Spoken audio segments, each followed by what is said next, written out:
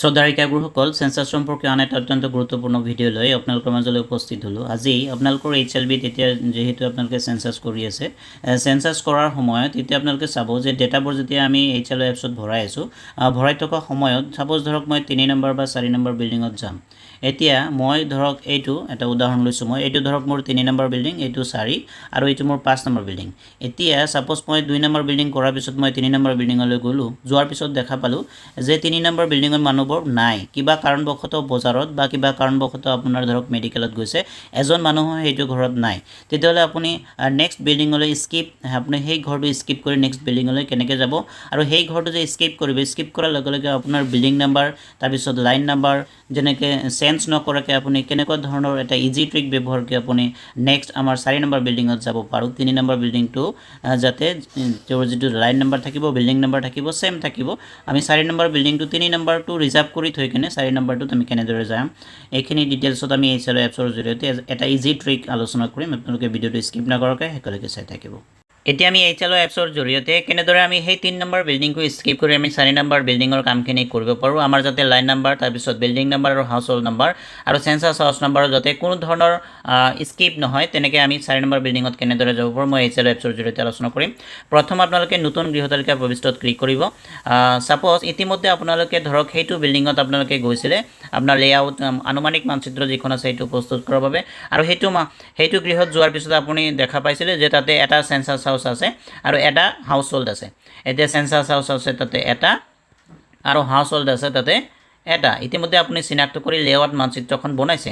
এতিয়া যিহেতু আপুনি জানে যে সেন্সাস হাউচ আৰু হাউচ হোল্ড কেইটা আছে, সেই হিচাপে আমি নতুন গৃহতালিকা প্ৰবিষ্টত যাম। প্ৰবিষ্টত যোৱাৰ পিছত আপুনি কি কৰিব, নতুন গৃহতালিকা প্ৰবিষ্টত এণ্ট্ৰি কৰাৰ পিছত এনেকুৱা ধৰণৰ অপশ্যন খোল খাব। এতিয়া সাপোজ ধৰক এইটো মোৰ শাৰী নম্বৰ 3 নম্বৰ শাৰীত মোৰ সেইটো বিল্ডিং আছে। তাৰপিছত মোৰ বিল্ডিং নাম্বাৰটো মই 3 ইয়াতে টাইপ কৰিম। কৰাৰ পিছত মই কি কৰিম, তলত আপোনালোকে চাব নতুন অপশ্যনটোত ক্লিক কৰিম। নতুন অপশ্যনটোত ক্লিক কৰাৰ লগে লগে সাপোজ ধৰক মোৰ এইটো বিল্ডিঙৰ বাবে যিহেতু এটা সেন্সাস হাউচ আছে, ইতিমধ্যে আমি ডিফাইন কৰিছোঁ লেআউট মেপ প্ৰস্তুত কৰাৰ সময়ত। এতিয়া এইটো নতুন অপশ্যন ক্লিক কৰাৰ লগে লগে সাপোজ ধৰক এইটো বিল্ডিঙৰ বাবে 4 নম্বৰ সেন্সাস হাউচটো আমাৰ HLO এপটোৱে ক্ৰিয়েট কৰি দিলে। এইখিনি কৰাৰ পিছত আপোনালোকে নেক্সট অপশ্যনটোত ক্লিক কৰিব। নেক্সট আপোনালোকে 4, 5 আৰু 6 নম্বৰ কুৱেশ্যনাৰী আপোনালোকে এটা আনুমানিক হিচাপে দি থৈ দিব। পিছত যিহেতু আপুনি এইটো এডিট কৰিব, এইটো এটা অপশ্যন এটা ক্লিক কৰি আপুনি পৰৱৰ্তী অপশ্যনলৈ গুচি যাব। এতিয়া 7 নম্বৰ অপশ্যনত আপোনালোকে চাব, আপোনালোকে 7 নম্বৰ অপশ্যনত যিহেতু ধৰক সেইটো যদি বাসগৃহ হয়, বাসগৃহ হিচাপে এনে চিলেক্ট কৰিব। কৰাৰ পিছত আপোনালোকে নেক্সট অপশ্যনত ক্লিক কৰিব। আপোনালোকে যেতিয়া নেক্সট মাৰিব 8, 9, এতিয়া 9 নম্বৰত চাব। 9 নম্বৰটো এইটো আমাৰ পৰিয়ালৰ নম্বৰ। পৰিয়ালৰ নম্বৰটো যিহেতু তাতে এটা পৰিয়াল আছে, অটো ক্ৰিয়েট হৈ যাব।